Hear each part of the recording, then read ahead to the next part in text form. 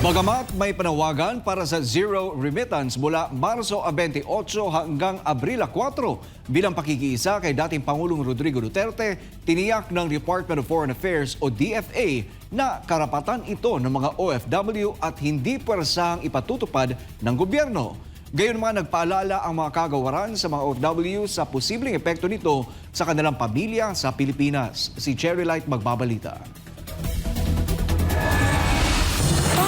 Layunin ng Department of Foreign Affairs na protektahan ang mga overseas Filipino workers saan man sila naroroon. Ayon kay Undersecretary Eduardo De Vega para sa Migrant Workers Affairs, malaya mga OFW na magdesisyon kung magpapadala sila ng pera o hindi sa loob ng tinukoy na panahon bilang pagpapakita ng simpatya kay dating Pangulong Duterte. Aminado si De Vega na mahirap ito para sa mga pamilya ng mga OFW sa Pilipinas na umaasa sa remittance. Ngunit binigyan diin niya na karapatan ng mga OFW ang kanilang desisyon.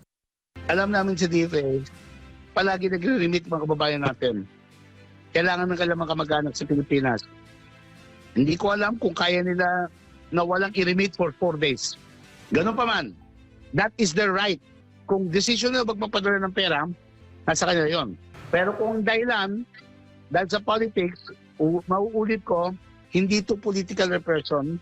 Tiniyak din ni De Vega ang tulong ng DFA kay dating Pangulong Duterte at sa kanyang mga kasamahan sa The Hague. At ako mismo bilang USEC for Migration Affairs, nag-authorize ako sa Philippine Embassy sa The Hague na bigyan ng assistance si President. Yung kunyari, at saka yung kanyang entourage. So binibigyan ng mga sweater, mga jacket, ganyan. Sila na nagbabayad ng abogado na. Siyempre, kaya nila yun, no?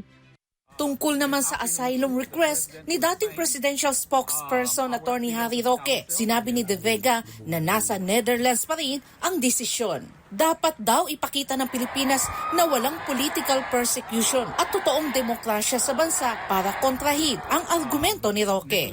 Kaya kung si Attorney Roque nandun, tapos sabihin political prisoner, meron tayong eleksyon sa Mayo.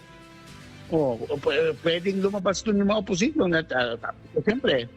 So, papaliwag natin yung posisyon natin. Pero yung harang, hindi natin maharang yan kung yan ang decision ng Netherlands.